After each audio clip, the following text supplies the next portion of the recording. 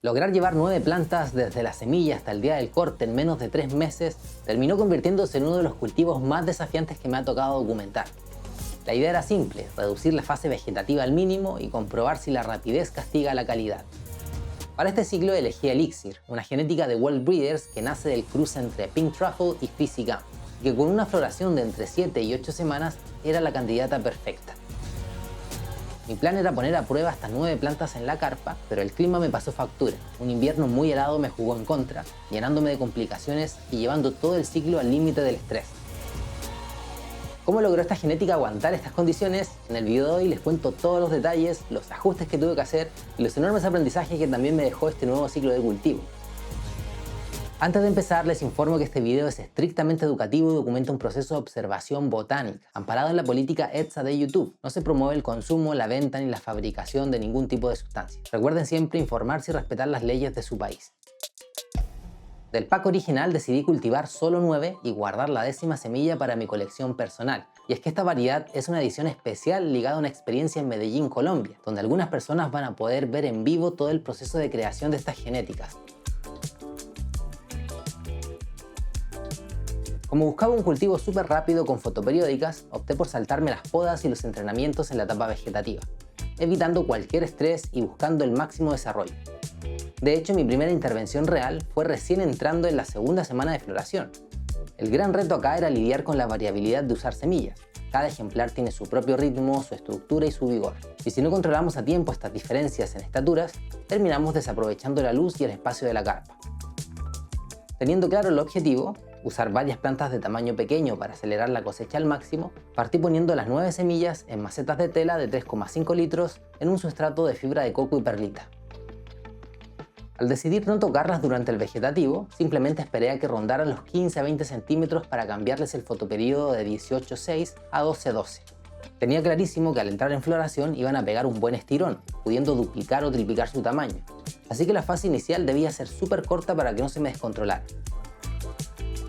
Sumado a eso, me interesaba muchísimo observar la estructura original de esta genética, dejando que la flor central mostrara todo su potencial de forma intacta. De entrada, esta estrategia suena como la opción más fácil: ciclos más cortos, 0 podas o entrenamientos, y las primeras semanas el único trabajo regar. Pero las apariencias engañan. Estar pendiente de 9 plantas por separado me obligó a tener mucha paciencia y buen ojo, ya que lograr un equilibrio cuando cada una lleva su propio ritmo resultó ser un desafío. Habían algunas que consumían más cantidad de agua y me pedían riego cada 2 días, mientras que otras se encharcaban mucho más rápido y las macetas seguían pesadas. En un mundo ideal, regaría todas las plantas al mismo tiempo para ahorrar tiempo, pero haciendo riego manual en macetas tan pequeñas, con crecimientos diferentes, eso simplemente es imposible. A pesar de ser súper meticuloso y regar cada maceta solo cuando le tocaba, con esta planta justo ubicada en la entrada de aire ocurrió un imprevisto. Las corrientes de aire frío enfriaron el sistema radicular, frenando su capacidad de absorber agua y nutrientes. Esto terminó provocando un desequilibrio que se manifestó con señales evidentes de estrés, pero eso ya lo veremos más adelante. Salvo por ese percance, el trato personalizado dio excelentes resultados y la fase vegetativa avanzó sin mayores contratiempos.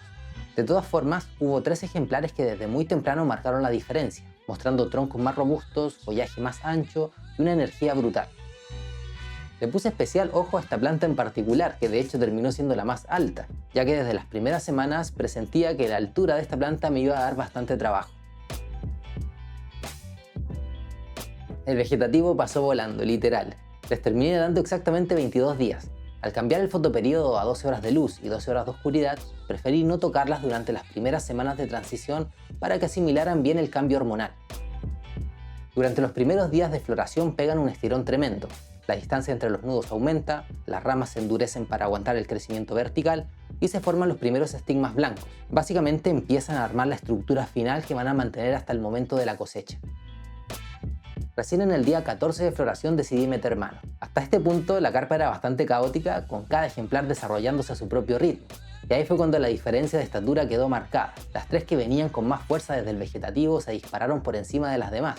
Y en ese momento pensé, si no hago algo ahora, se me van a ir de las manos. A nivel técnico, este ciclo fue bastante relajado. Si saco la cuenta, apenas intervení unas 3 o 4 veces durante toda la floración.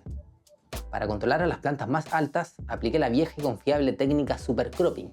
Los que llevan tiempo suscritos al canal ya saben que es una de mis técnicas favoritas, ya que es sencilla, no tengo que hacer cortes y salva cuando se busca controlar la altura.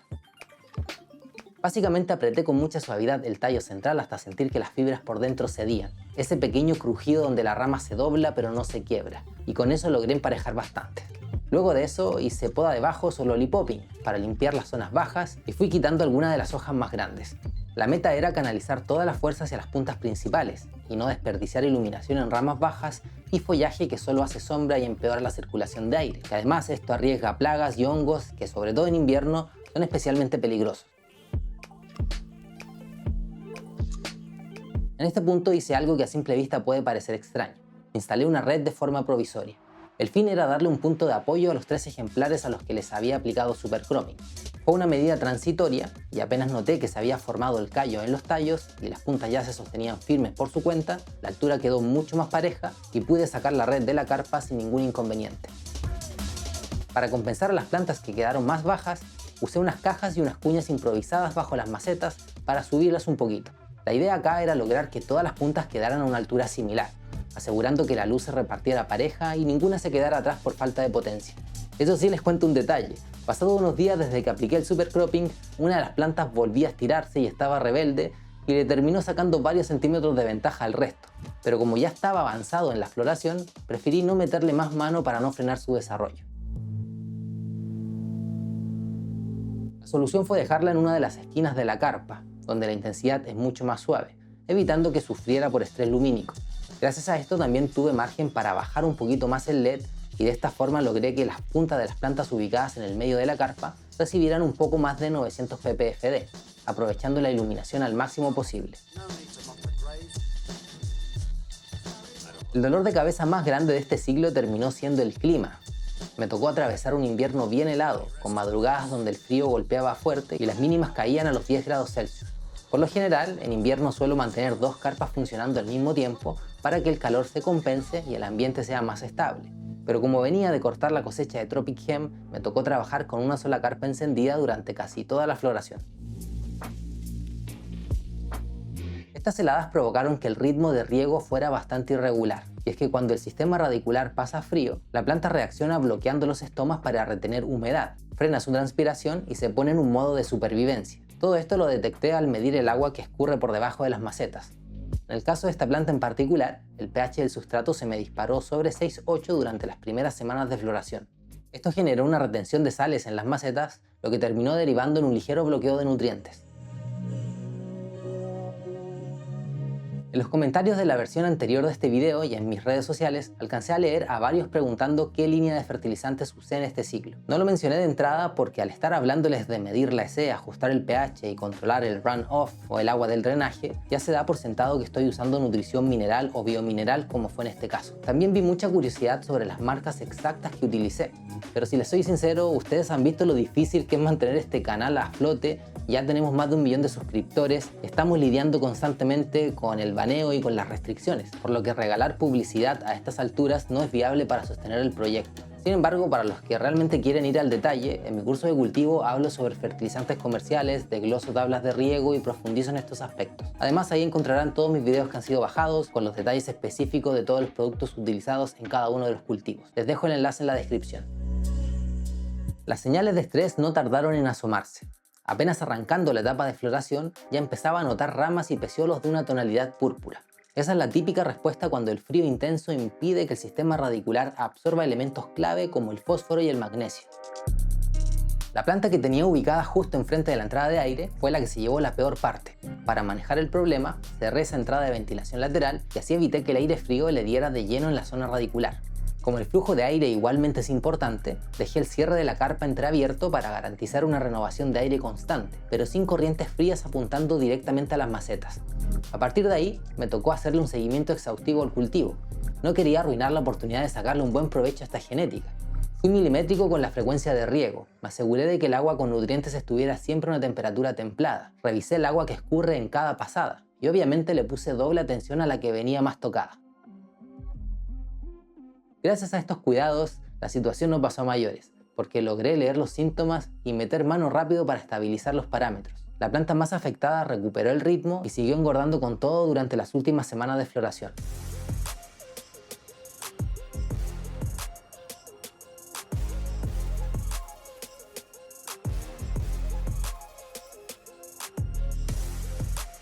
Para las últimas 2 semanas de floración decidí ir disminuyendo la EC poco a poco, que hasta ahora había llegado a un máximo de 2.1 aproximadamente. Con esto evito hacer un lavado de sustrato de golpe, ya que hacer un lavado muy agresivo dispara la humedad y abre la puerta a los hongos, algo que sería fatal en esta etapa tan crítica y con el clima que tenía. Básicamente lo que he aprendido en floración después de haber tenido varias veces botrytis es evitar el exceso de agua, esperar a que el sustrato se seque bien entre riegos, sobre todo en el segundo mes de floración. De hecho, una máxima que siempre aplico es que justo el día que toca cortar, la tierra tiene que estar completamente seca y las macetas livianas. La disminución de la nutrición sumada a las bajas temperaturas y por supuesto a la genética terminó tiñendo la carpa de colores hermosos. Las plantas agarraron unos tonos violetas y rojizos muy intensos gracias a la activación de las antocianinas. Luego, ya entrando en la recta final, el follaje fue tomando un amarillo muy uniforme. A este proceso se le conoce como senescencia foliar, que no es más que la etapa natural de madurez donde la planta empieza a consumir sus propias reservas, indicando el fin del cultivo. La que más sufrió por el frío en este ciclo, en las últimas semanas pasó la factura del estrés acumulado. Los bordes de sus hojas se curvaron hacia arriba, tomando forma de canoa. Por lo general, uno ve este síntoma y piensa de inmediato en exceso de calor o en un ambiente muy seco, pero en este caso puntual fue exactamente al revés. Las bajas temperaturas causaron los desbalances. Esta misma planta fue la primera en teñirse de morado. Al estar más expuesta a la corriente de aire frío, se adelantó casi una semana al resto, pero al final terminó destacando por la cantidad de resina y el volumen de sus flores, coronándose como una de las mejores del cultivo. Todo esto me confirmó algo que muchos cultivadores intuimos, y es que cuando las plantas se someten a cierto grado de estrés, muchas veces terminan mejor o mostrando mejores resultados. Y en este caso, la genética de World Breeders demostró estar a la altura. No solo soportó el estrés del cultivo, sino que logró potenciarse al máximo, dejando claro la calidad del trabajo que hay detrás de sus cruces. Si quieren saber más información sobre sus variedades o sobre la experiencia en Colombia, su canal está etiquetado en la descripción. Finalmente logré cerrar este ciclo en exactamente 84 días. 22 días de vegetación y 62 de floración. Literalmente tardé menos de 3 meses desde que empecé con esta genética hasta el día del corte. El nivel de resina que sacaron estas plantas fue destacable. Las flores quedaron tan pegajosas que tuve que limpiar las tijeras a cada rato mientras terminaba de procesar la cosecha. Flores densas, bien apretadas y con un bonito contraste entre las tonalidades oscuras y esa capa blanca brillante que almacena todos los compuestos activos. Y acá retomo la pregunta que planteé al inicio. ¿Un ciclo corto implica sacrificar la calidad final? Y la respuesta es que en lo absoluto. Obviamente si les hubiera dado un par de semanas extra de vegetativo, si hubiese hecho técnicas de entrenamiento buscando mayor producción, definitivamente hubiese generado más cantidad. Pero mi meta principal en este ciclo era priorizar la velocidad sin perder la calidad. Si bien tuve algunas diferencias en la altura, lo cual es normal cuando se trabaja desde semilla, la estructura de la flor, la cantidad de resina, los colores y el perfil de los aromas se mantuvieron consistentes en las 9 plantas. Sobre el perfil aromático, lo que percibí en estas elixir fue una base frutal dulce mezclada con un fondo cremoso. Es un aroma muy equilibrado, sin llegar a esa acidez tan marcada que solemos notar en las variedades muy cítricas. Para darles un punto de comparación, en el cultivo pasado que hice con este mismo banco, probé la Tropic Hemp. Y ahí el golpe a naranja y mandarina era absoluto. Básicamente era lo que mandaba en toda la carpa. En cambio, con esta variedad, la experiencia al olerla marca un dulzor cremoso que entra a suavizar los aromas frutales. Espero que acompañarme en este nuevo ciclo les haya servido para ver de cerca cómo reacciona esta planta frente a un invierno frío, trabajando con tiempos reducidos e intentando manejar el estrés a mi favor. Un agradecimiento enorme al equipo de World Breeders por haberme confiado una de las 150 cajas de esta edición limitada y por darme la oportunidad de ponerla a prueba y documentarla a fondo para el canal. Y por supuesto, muchas gracias a cada uno de ustedes que están ahí al otro lado de la pantalla, apoyando el contenido, dejando sus comentarios. Y si esta nueva experiencia de cultivo les gustó o les sirvió, me ayudan muchísimo dejando un tremendo like, dejando también un comentario, suscribiéndose al canal si aún no lo han hecho y activen la campanita para que YouTube les avise cada vez que subamos nuevo video. Les mando un abrazo grande, cuídense mucho y ya nos estamos viendo en una próxima ocasión.